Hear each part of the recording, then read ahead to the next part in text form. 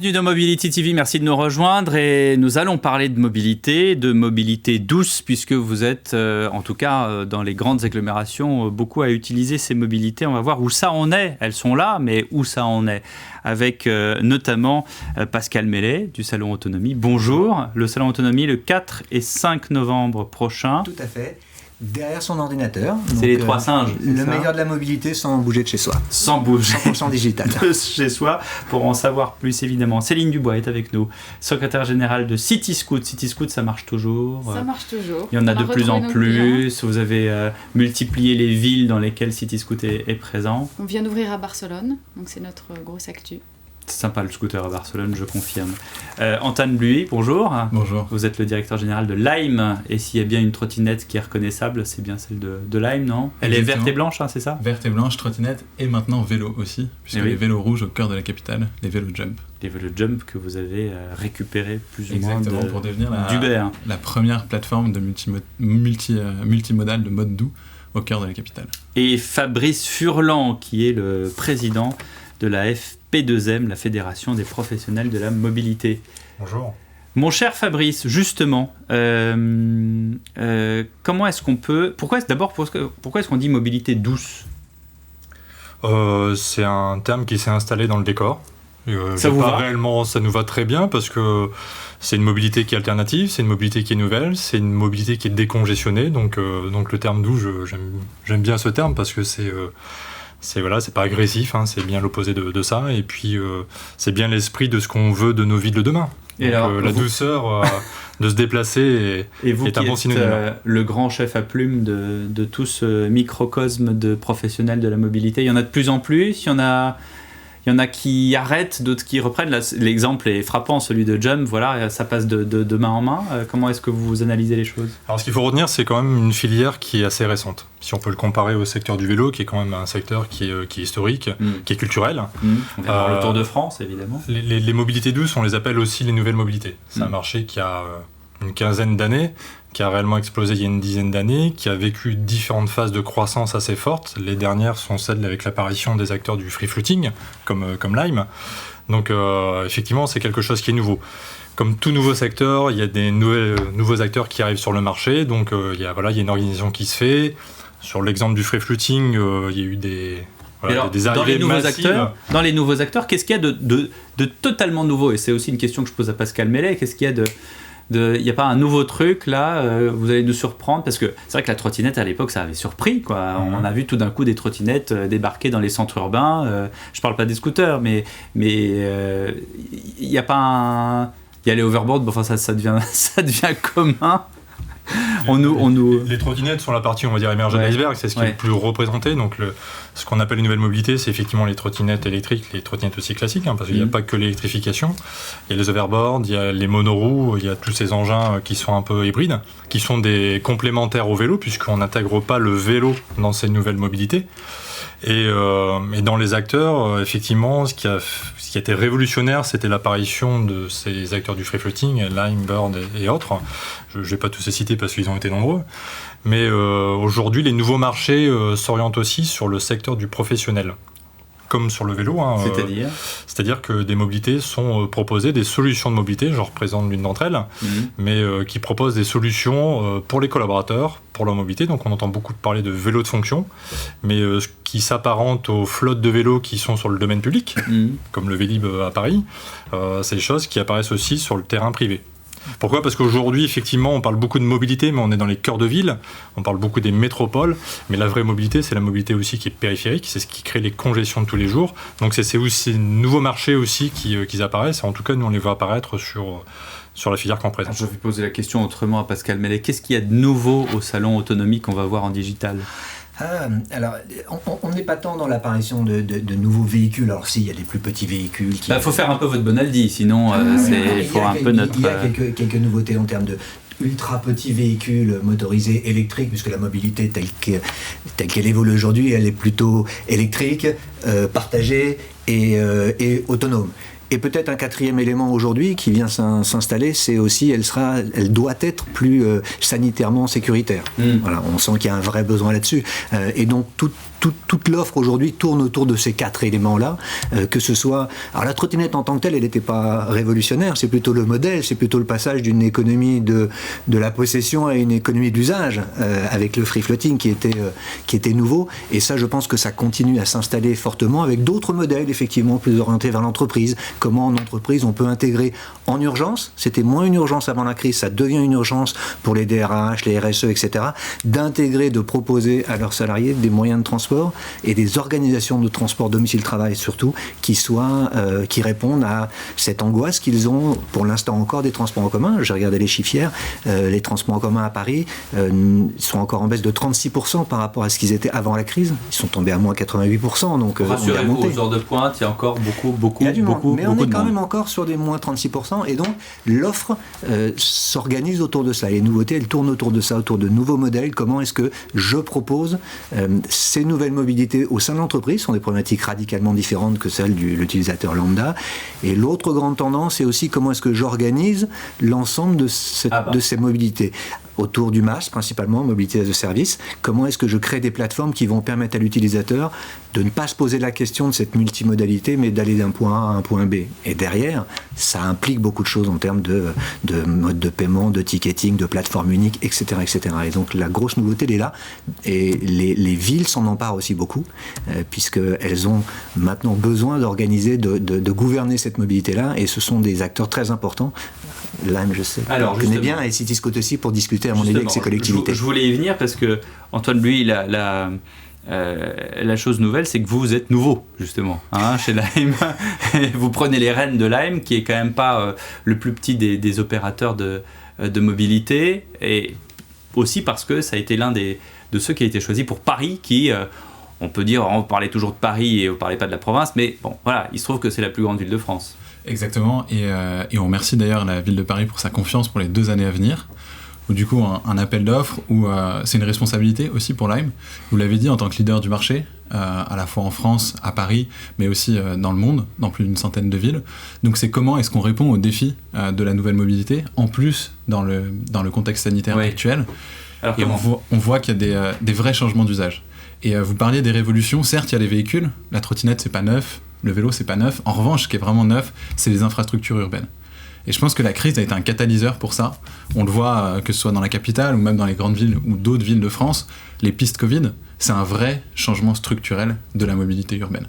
Et ça on voit que ça a un vrai impact, notamment pour nos utilisateurs. Mais alors comment ça se traduit chez vous ? 2 choses principales. La première c'est quand on sonde ou quand on va discuter avec nos utilisateurs, de plus en plus se sentent en sécurité sur des pistes qui sont protégées, qui sont à l'écart de la voie des voitures, etc. Parce qu'on a fait l'effort, parce qu'on a, j'allais dire, enfin fait l'effort, je parle pour vos usagers. Exactement, et même on voit des familles maintenant dans Paris qui font du vélo. Donc ça c'est le premier aspect, et le deuxième aspect, c'est des vrais changements de comportement. On l'a vu, à la sortie du confinement, les trajets étaient 30% plus longs qu'avant le confinement. On l'a vu aussi, il n'y avait pas, ou quasiment plus, de pic d'utilisation le matin pour aller travailler. Donc on avait un vrai changement de vie, où on se rendait plus sur son lieu de travail, mais on faisait beaucoup plus de télétravail. Et d'ailleurs, on voit cette évolution, où depuis la rentrée et depuis début septembre, on a quasiment un retour à la normale par rapport à l'année dernière. Ça, c'est ce que vous constatez chez Cityscoot aussi, Céline Dubois ? Oui, on a retrouvé nos chiffres à l'année N-1. Pas ceux juste avant la crise du Covid, puisque c'était l'hiver, il y a toujours un plus faible usage, mais on a retrouvé nos chiffres. Oui. Nos utilisateurs ont retrouvé leur service. Et on constate aussi une augmentation de la distance parcourue par nos utilisateurs, bien qu'effectivement il y a encore beaucoup de gens qui sont en télétravail, mais les gens ont plébiscité ces services parce que c'est un service individuel, enfin c'est ce qu'on suppose, donc il y avait peut-être moins la crainte des transports en commun, voilà. Et alors comment la question a été abordée rapidement, comment est-ce qu'on anticipe, comment est-ce qu'on fait ? Comment est-ce qu'on agit contre, justement, pour améliorer les gestes barrières dans cette crise sanitaire ? Je vais prendre un Cityscoot, je vais le laisser, et puis quelqu'un d'autre va le prendre derrière. C'est à lui de faire les choses, ou est-ce qu'il y a quelqu'un qui est là ou... Alors quand on remplace les batteries, on nettoie les zones qui sont naturellement touchées quand on prend possession du scooter. De toute façon, on doit le conduire avec des gants. C'est obligatoire. C'est obligatoire. C'est-à-dire que je peux me faire pincer par Céline Dubois qui va me voir passer... Alors pas par moi, mais vous pouvez être verbalisé. Vous n'avez pas vos gants. Verbalisé par qui ? Par les forces de police, oui, ça peut donner lieu à une verbalisation. Ah bon ? C'est obligatoire pour tout deux roues motorisé. Donc de porter des gants. Oui, mais ça c'est dans le code de la route. Oui. C'est pas dans le code sanitaire. Non. D'accord. Ah oui, mais les règles sanitaires viennent s'ajouter et on propose toujours une charlotte de protection. Donc voilà, Et les utilisateurs sont, je parle aussi pour Lime, sont pour l'instant globalement satisfaits des conditions. La preuve vient des chiffres, on a retrouvé nos chiffres, nos utilisateurs sont là, donc...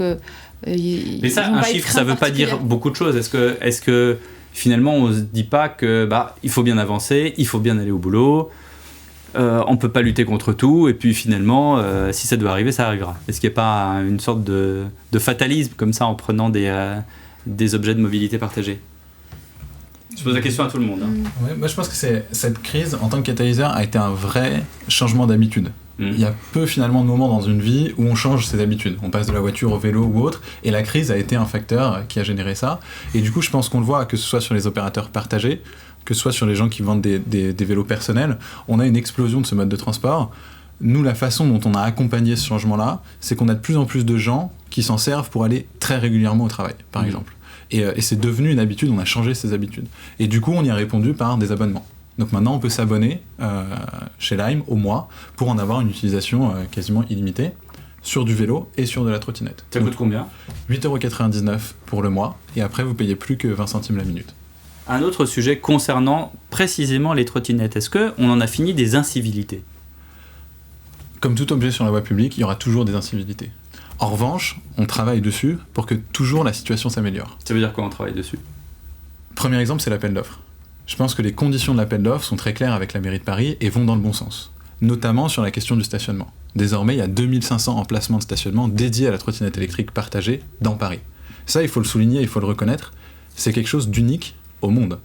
Et d'avoir été capable de le faire en quelques mois, c'est remarquable. Et ça change la ville. Est-ce que ça veut dire que vous encouragez aussi les autres agglomérations, les autres communes à faire de même ? Alors, Lime, on a l'expérience de millions de trajets, que ce soit à Paris ou dans d'autres villes, et on a aussi des expériences diverses, que ce soit par exemple à Tel Aviv, qu'est-ce qui se passe et comment la collectivité réagit à l'émergence des nouvelles mobilités. On a des stratégies qui sont différentes sur le stationnement, des lieux qui sont partagés, parfois exclusifs, et ce vers quoi on s'oriente, c'est quasiment la fin du free floating, la fin du libre-service, et où en fait on a des stations. Simplement, c'est pas des bornes où on va arrêter, on va mettre le vélo et limiter en nombre, c'est plutôt des espaces de stationnement. Finalement, comme pour la voiture. On a nos places de parking, maintenant on a les places de parking pour trottinettes. Ça fait partie des choses qui font entrer la trottinette dans l'usage commun. Qu'on voit au niveau international. Enfin, sur Autonomie, on a cette plateforme très internationale, on a des collectivités, des villes du monde entier justement qui viennent voir ce qui se fait ailleurs, etc. Et c'est une vraie tendance qu'on ressent effectivement sur un petit déplacement du modèle vers un free floating à stationnement encadré, à emplacement fixe. Fabrice Hurlan, aujourd'hui, donc on a les trottinettes, les vélos, les overboards, qu'est-ce que j'ai oublié, les scooters en libre service et les voitures. Et on a les contresens de circulation. Est-ce qu'on arrive à une sorte d'osmose entre les automobilistes, les utilisateurs de scooters, ou est-ce qu'il y a encore les automobilistes qui veulent passer avant parce qu'ils se disent qu'avant tout ils étaient là avant tout le monde? Est-ce que les cyclistes sont pas de temps en temps un petit peu en disant c'est vous les délinquants parce que vous roulez avec des voitures qui polluent? Et où est-ce qu'on en est de de l'osmose, de l'harmonie entre les peuples? Alors, avant de vous répondre, moi je vais ajouter deux aspects à ce qui a été cité précédemment, c'est le terrain réglementaire sur l'incivilité. Oui. Effectivement, il y a un décret qui a permis aussi de réorganiser un peu, puisqu'avant il y avait un vide juridique, ce qui fait que ça a créé aussi ces incivilités-là. Donc aujourd'hui, il y a un décret qui a été établi, qui est depuis octobre l'année passée, qui définit les mêmes usages que le vélo. Les mêmes lieux de pratique, les mêmes vitesses, interdit sur trottoir. À 25 km/h sur le trottoir avec une trottinette, on est d'accord, c'est du bon sens, mais il vaut mieux le rappeler. Voilà. Il y a le deuxième aspect aussi qui est bien travaillé par les acteurs du free floating, c'est pouvoir, avec leurs outils digitaux, de limiter, d'organiser effectivement ces pseudo-stationnements qui remplacent ou qui sont complémentaires aux stations. Et c'est quand même quelque chose qui se réglemente plutôt pas mal et qui sont complémentaires à ce terrain réglementaire. complémentaires. Donc voilà, ça, je pense que ça organise aussi. Et pour vous répondre sur l'aspect osmose, moi, je vois pas la mobilité comme des silos. Aujourd'hui, on parle d'osmose, donc il y aura toujours de l'incivilité, on est dans un pays latin, j'apprends à personne, il y aura toujours des complications, mais quoi qu'il en soit, aujourd'hui, la mobilité, elle est multiple. On parle de multimodalité, Pascal, tu le précisais tout à l'heure. Donc, aujourd'hui, on se déplace, mais on ne se déplace pas qu'avec un seul engin. Donc, effectivement, il y a des trajets qui sont directs, mais il y a des trajets qui se font en partie avec la voiture. La voiture connaît toujours, il y aura toujours ces temps de présence, mais elles seront sur une distance qui sera utile. L'exemple de je dois transporter mes enfants à l'école et après je me rends à tel endroit. Je prends ma trottinette qui est dans le coffre et je finis le trajet ou bien je le fais en free floating. Enfin, voilà. On parle vraiment de multimodalité. Pour moi, l'osmose, elle est là-dessus. C'est qu'aujourd'hui, les villes, vu la densité de population, ont besoin, enfin on le sait, elles sont congestionnées, elles ont besoin d'avoir une offre qui s'élargit de mobilité. CityScoot est un complément dans l'offre. Les solutions de mobilité dans les entreprises sont un complément dans l'offre. Et il y a plein d'autres modèles qui vont apparaître, qui seront complémentaires, mais aussi des futurs engins, puisque je parlais du terrain réglementaire, il y a aussi les nouvelles normes. Il y a des normes sur des vitesses un peu plus importantes, des normes qui vont aussi apparaître, et des règlements, des directives européennes en dehors des agglomérations. Donc voilà, les mobilités sont en émergence. Donc on n'a pas encore vécu tout ce qu'on doit vivre, on est vraiment au début de cette croissance. Et l'osmose, elle existera peut-être un jour.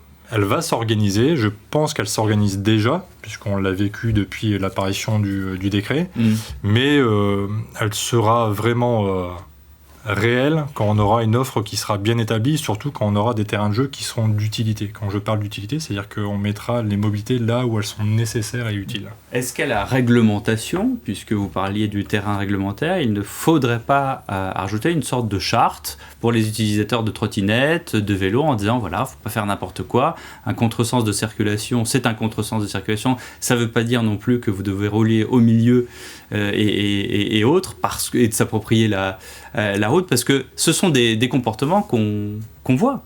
Je n'y crois pas, moi, aux chartes. Je me permets juste d'ouvrir la parenthèse. D'accord. Ou alors un permis trottinette. Je suis plutôt dans la pédagogie. Aujourd'hui, je prends l'exemple du vélo. Prenez l'exemple du vélo. C'est assez simple. Le vélo, il y a une vingtaine d'années, on roulait sans casque. Ouais. Voilà, ça faisait pas partie de la pratique. Moins que ça. Oui.